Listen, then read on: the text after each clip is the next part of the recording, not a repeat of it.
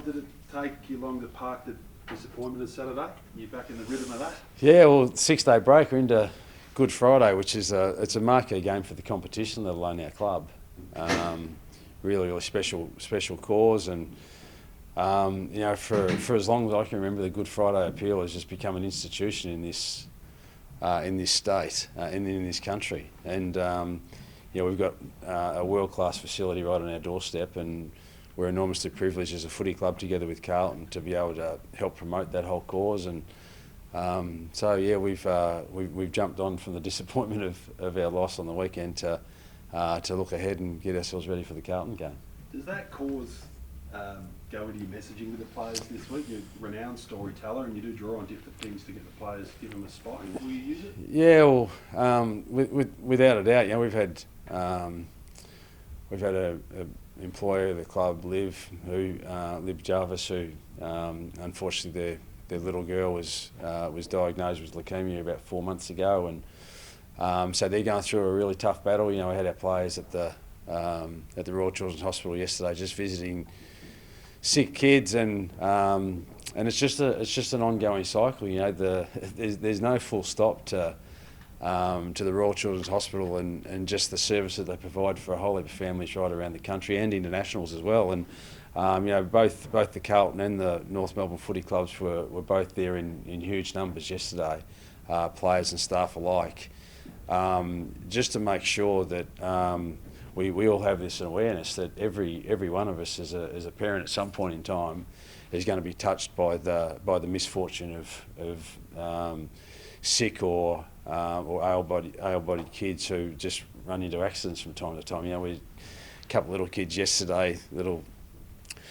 Noah who'd had a motorcycle accident on the weekend, and fractured a couple of bones around the socket of his eye, and just little things that happen just on a weekend that could very, very easily be your own kids or someone that you know really closely. So it touches us all at some point in time, and it's really, really grounding for all our players and that of the whole competition, really, to just understand that we're playing a game of footy, but there's also some families out there that are doing it pretty tough at that point in time. So it's a chance for us to raise some money to the Royal Children's Hospital. I mean, it's not just about fixing up sick kids. It's about their whole families.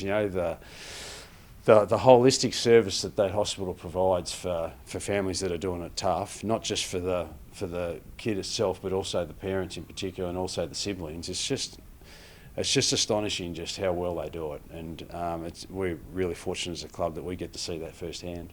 Sorry, one more from me. Speaking of doing it tough, your president spoke publicly in the last day or so. How much of an inspiration is she at the moment?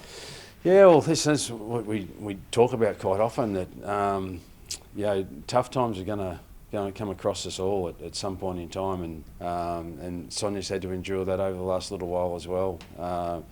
No different to Liv and Lee Jarvis, who have had to do it tough in the last 4 months too. So that's part of life. We need to deal with the adversity that comes our way, and particularly in our game, there's tragedy and triumph, and you've just got to deal with it as best you can at the point in time you're going through it. And unfortunately, it's gonna touch us all at some point in time. The tragedy side of things, and that's life. You just got to deal with it, whether it's inside of footy or outside of footy. And obviously, the stuff that we're doing with the Children's Hospital is outside of footy, but our heart goes out to all those families that are just doing it tough at the present time. We get this great opportunity to showcase this game to the whole football world, which is pretty special to be involved in.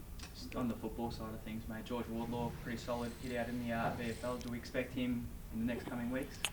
Yeah, well, we've been really patient with George, and we put together probably about a 10-week conditioning program for him, because he'd just been so interrupted over the previous couple of years.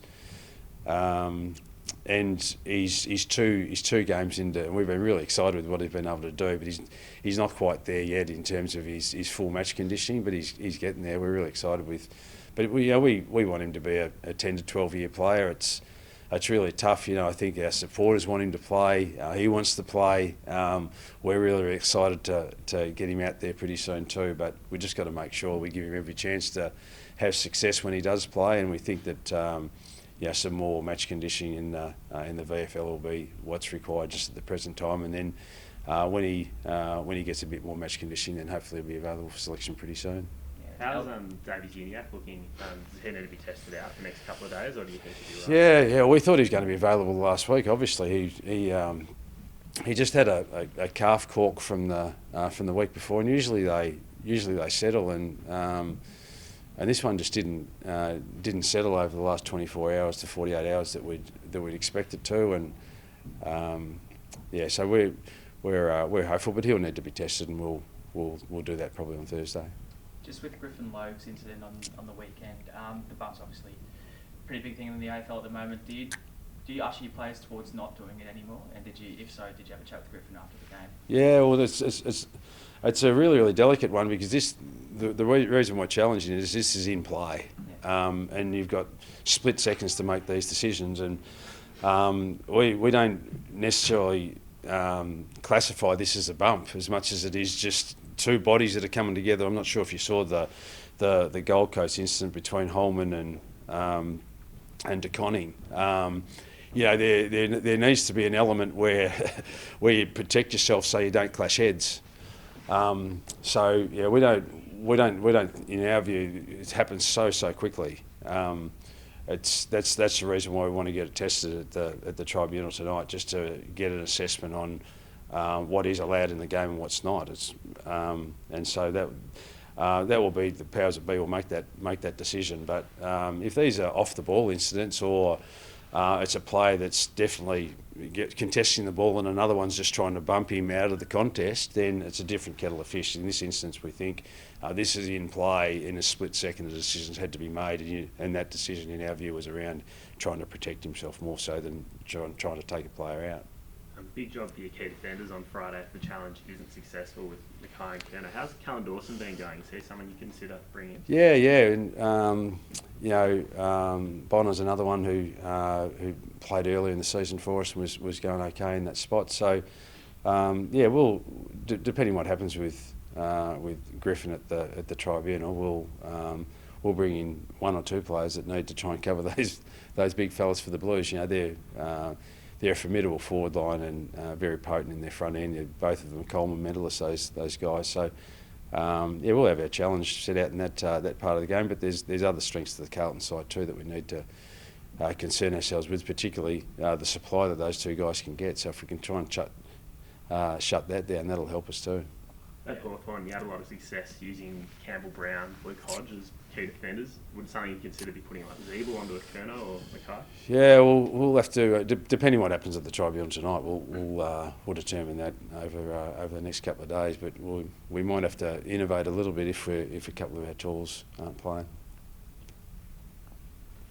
Good on you guys. Thank you.